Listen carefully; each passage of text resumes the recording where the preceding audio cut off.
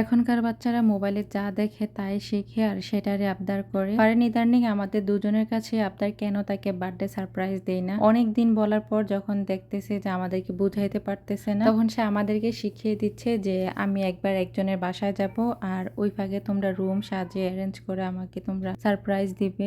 আমরা কখনো ওইরকম ভাবে ওর বার্থডে সেলিব্রেশন করা হয় না। ভাবলাম সে যেহেতু বড় হচ্ছে, এতবার চাচ্ছে, তো ওকে এটা সারপ্রাইজ। ফারিনের ওই দিন বার্থডে ছিল না, তবে ওকে খুশি করার জন্য এই আয়োজনটা। ফারিনের পছন্দের কালার হচ্ছে পার্পল কালার। আজকে তাকে রেডি করিয়েছি, বলেছি আমরা পার্কে যাব। তারপর তার ড্রেসগুলোর মধ্যে একটা ড্রেস আমাকে দেয়, সেটা পরবে। তারপর আমি বললাম যে চলো আমরা একটা গেম খেলি, তোমার চোখটা বন্ধ করে আমরা একটা ভিডিও বানাবো, এটা আমরা পেজে দিব। তখন তার চোখটা বেঁধে আমি ড্রেসটা তাকে পরাই, চোখটা খুলে তো সে একদমই সারপ্রাইজ হয়ে যায়, এই নতুন ড্রেস কোথায় থেকে আসলো, তাও আবার তার পছন্দের কালার। তার বাবা বলল তোমার জন্য আরো একটা সারপ্রাইজ আছে। তারপর তার চোখটা বেঁধে নিয়ে আসলো এই রুমে, সে তো মহা খুশি। এই খেলনাগুলো প্রায় 10-15 দিন আগে সে একটা মার্কেট থেকে কেনার জন্য খুবই কান্নাকাটি করছিল, আমি কিনে দেই না, কিন্তু ওই দিন ক্যাশ করে আমরা বাসায় এনে লুকিয়ে রাখছিলাম। তারপরে একটা মার্কেটে গিয়ে এই ড্রেসটাও আমি পছন্দ করে দিয়ে আসি সাইজ অনুযায়ী।